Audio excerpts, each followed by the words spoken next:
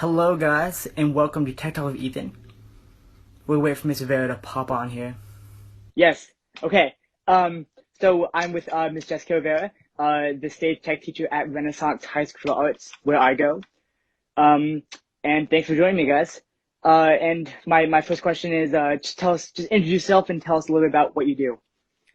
Okay, so thank you so much for having me today. I really appreciate that. I'm the full-time stage technician at Renaissance High School for the Arts, and Ethan's one of my students. He's in the advanced technical theater class. And what I do is I maintain the school's theater facility and the school's Performing Arts Center theater. And I also teach 4 classes of 10th through 12th grade students.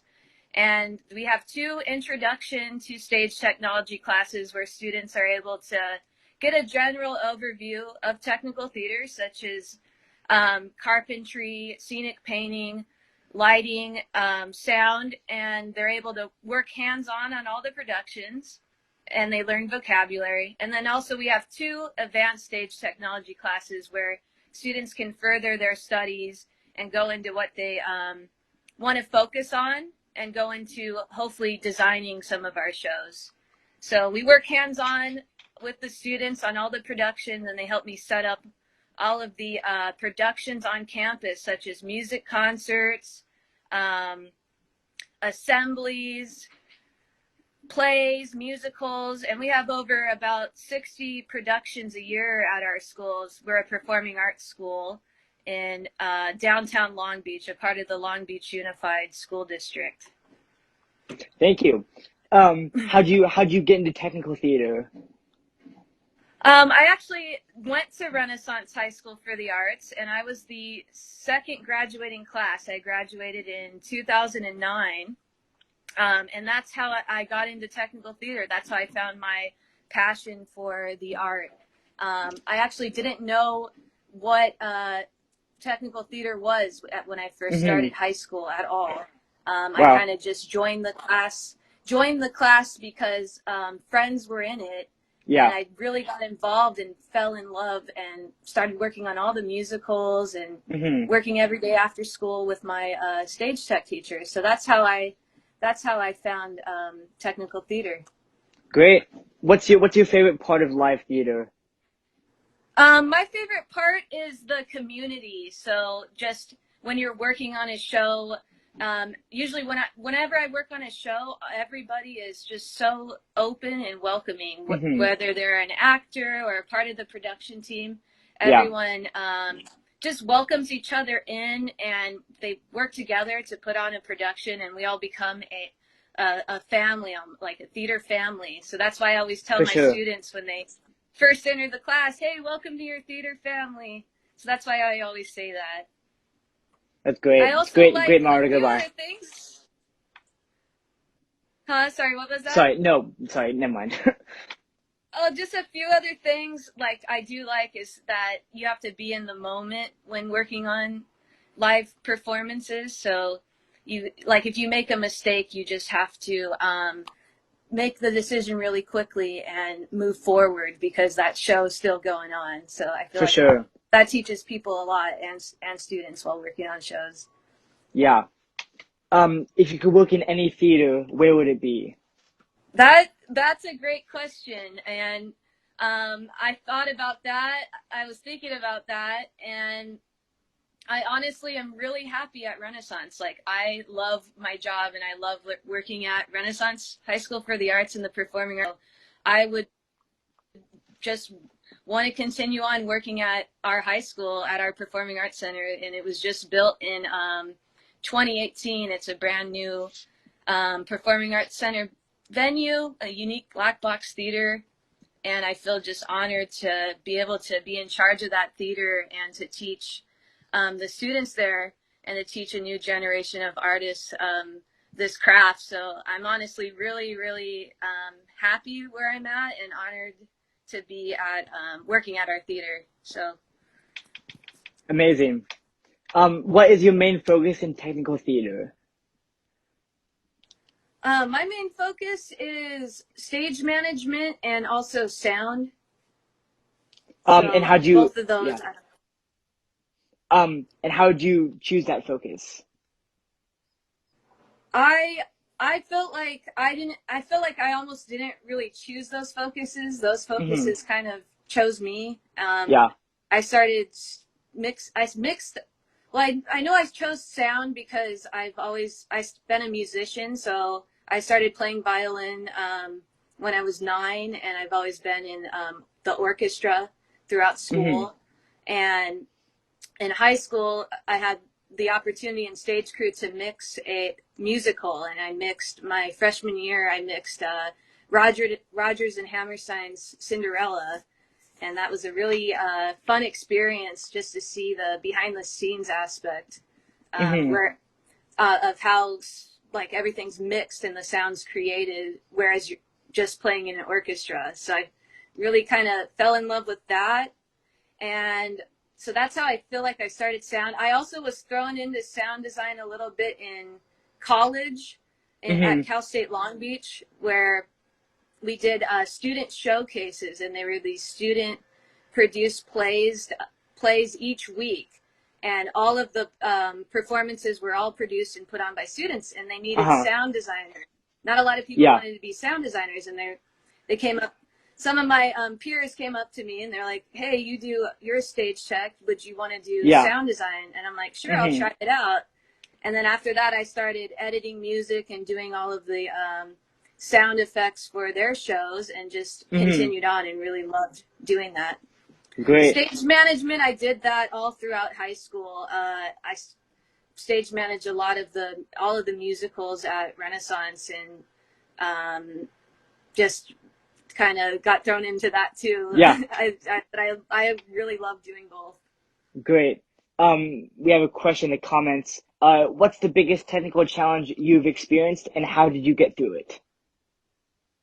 Oh, that's a great question.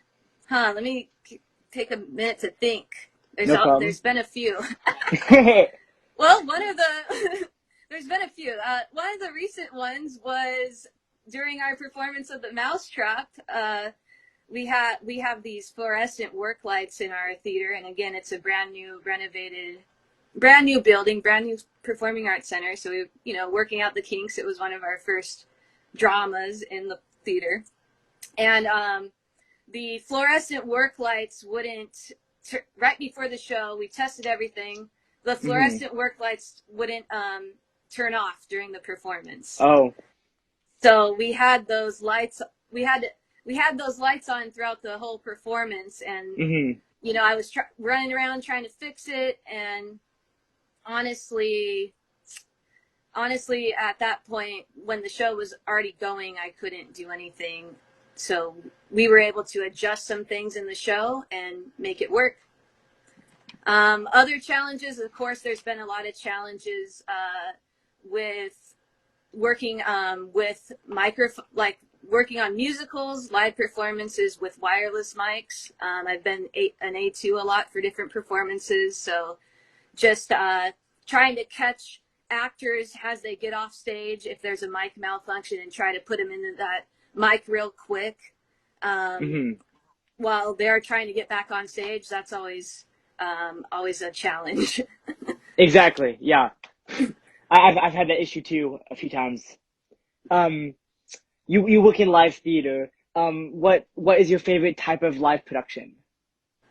My favorite type is musicals. I love working on musicals. Again, that's where I found my passion for technical theater, is by working on musicals at Renaissance, and I just I love it, and as working on it as a stage manager or as a sound designer. So Hmm. I don't know. It's just best of both worlds for me. It's theater Yeah. with music, and just I love the whole production team around musicals as well. Exactly. Just how everyone works together to put up that show. Yeah. I love the aspect of that too. Just like the connection of everyone working together as a team. You know. Yeah, and it's really fun to work on musicals as a sound designer, because you work Hmm. with a lot of different production managers, such as the musical director, the conductor, the musicians, also Hmm. the actor, also the performance, the actors. Yeah. And you have to figure out all of the equipment, all the microphones, all the sound effects, and how to mix Exactly. that. So that's always fun because it's challenging. So I Yeah. always like challenge. Yeah, exactly. If you could work on one original Broadway show, what would it be? One original Broadway show, I'd have to say I would love to work on Wicked. I would love to work on Wicked. I just love the story. I love all the tech elements, so I think it'd be a really, really fun show to work on. That's great. Yeah, it's a good show. What advice would you give to students or anyone who wants to get into technical theater? The advice I would give is just to make sure that you're really passionate about working in technical theater, that this is something that you really, really love to do, and that you're not just doing it to make money or pay bills. Like, this is something that is a part of your life, and that you can't live without. This is some more than just a job. And make sure to, be available and to be open to trying new things. Like, if there's a new job, maybe say that I mostly do stage management and sound, but if a new job opened up, like, hey, would you want to try doing maybe the props? Just be open to doing that and trying out everything in theater. And even if you're a tech theater person, learning about acting or learning about directing, learning about every aspect so that you could have an appreciation of that and know how to work with everybody. Exactly. Do you like listening to podcasts? And if so, which ones? I don't listen to too many podcasts, but I do listen to Twins Talk Theater with Stacy Hennon Stone and Cindy Hennon Moreno, and they're both they're twin sisters, and they are both technical theater artists that have been working in the industry for a really long time and have a lot of great experience, and they interview other technical theater artists working in the industry, and they talk about all these different cool topics that there's no other podcast like it. So I highly recommend listening to it. You could follow them on Instagram at Twins Talk Theater, and their link to their podcast is in the bio. And yeah, I've actually worked with Stacy as well. She's a really awesome, amazing person to work with. She was the technical director at the Palos Verdes Performing Arts Center, and I got to work with her there, and she just taught me so much. So highly recommend listening to their podcast. We have another question. Do you do any tech work outside of RHSA? Yes, I actually do. Honestly, not recently, because all theaters have been closed, but I do. I love to work at the Long Beach Playhouse, which is a local community theater. It's right by my house. Amazing people work there, and they put on amazing productions. So they've given me a lot of opportunities to do sound design for their musicals and plays there.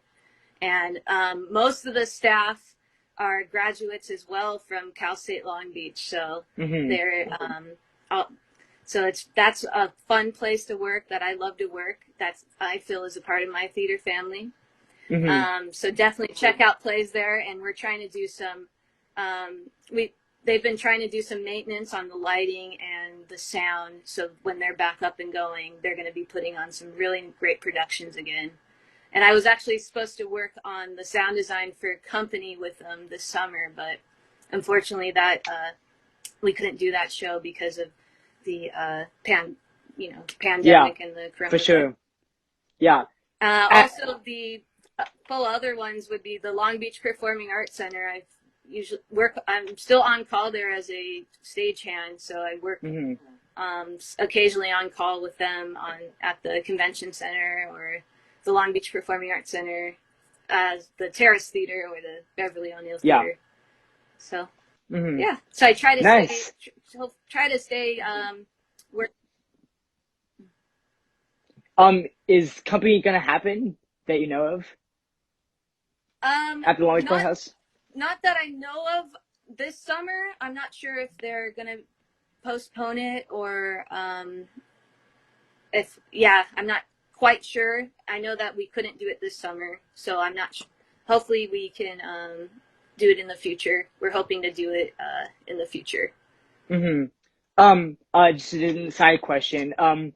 As we're in a pandemic, do you think theater will open back up again after this is over?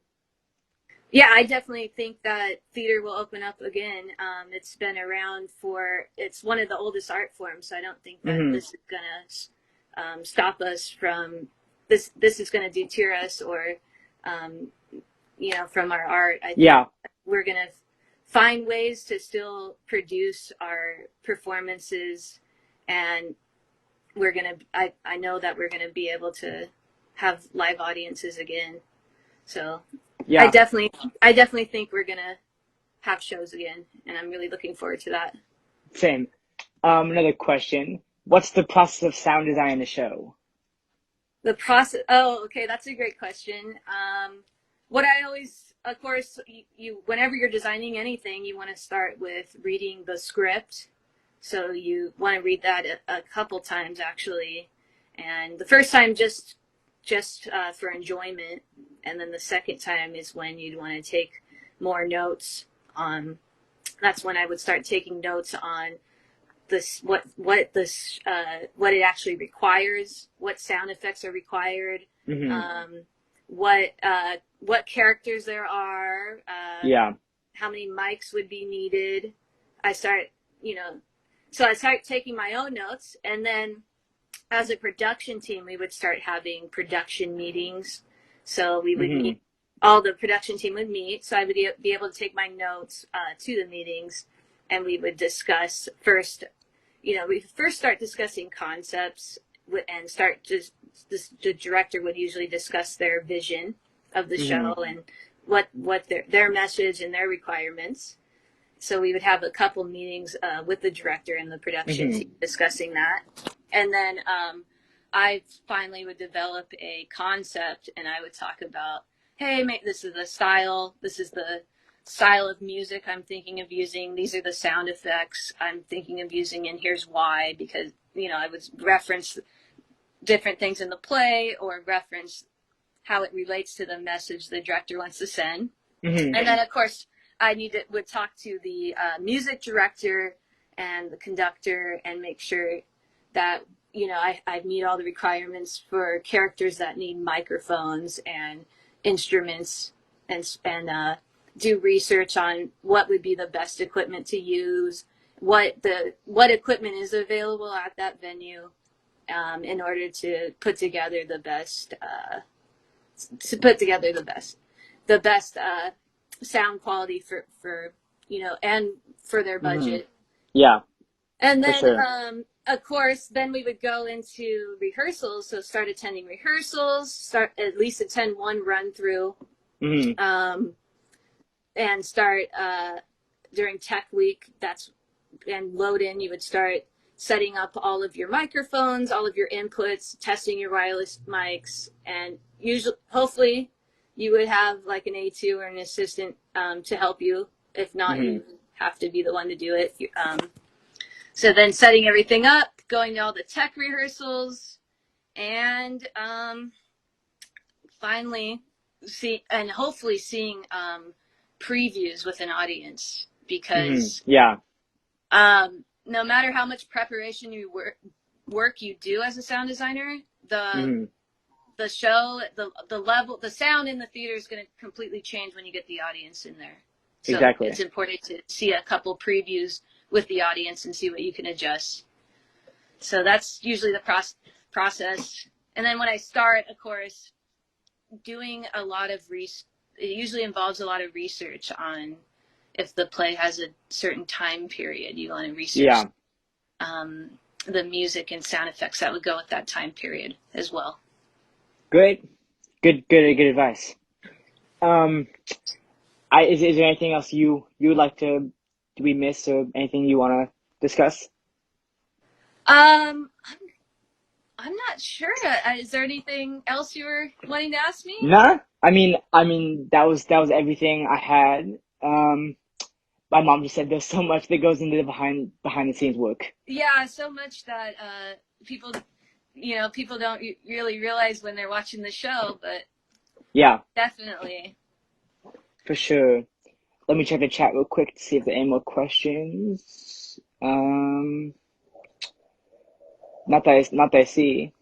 So, thank you again for joining me today. It was a pleasure having you.